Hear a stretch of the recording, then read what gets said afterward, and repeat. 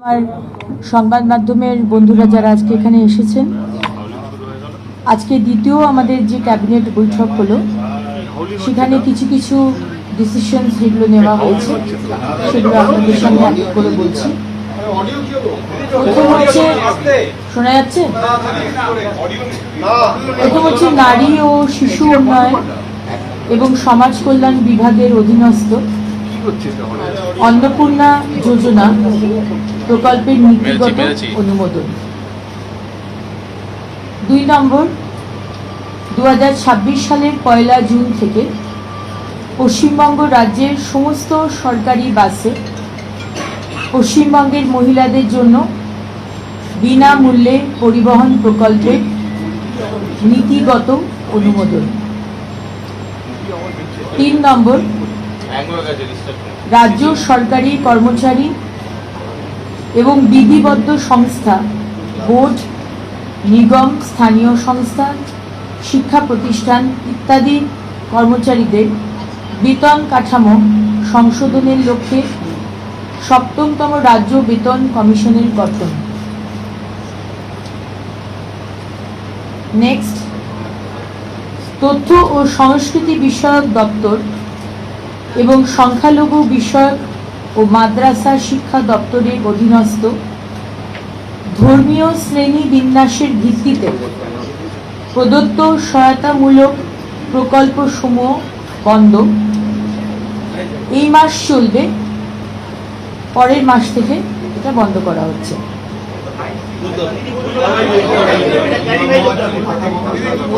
Details notification দেওয়া হবে, আপনারা তখন জানতে পারবেন।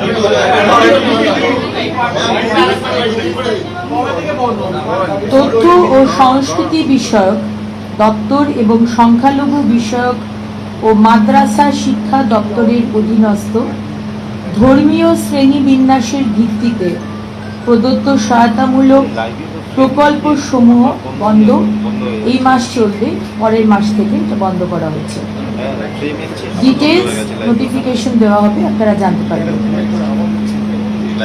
একটা আওয়াজ হচ্ছে। নেক্সট হচ্ছে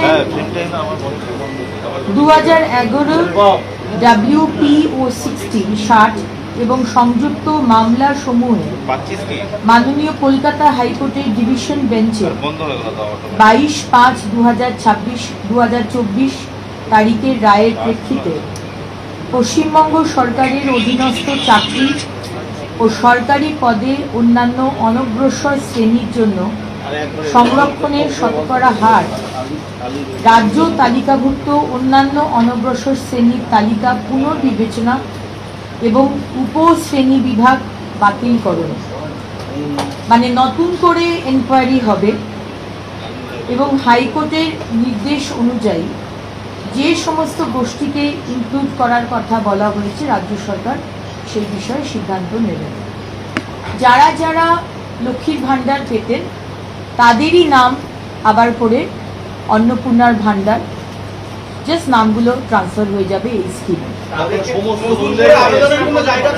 না, ডাইরেক্ট ব্যাংক ট্রান্সফার হবে এবং যারা পাননি আমরা খুব শীঘ্রই একটি পোর্টাল শুরু করতে চলেছি, সেখানে তারা যারা পাননি এতদিন তারা অ্যাপ্লাই করবে।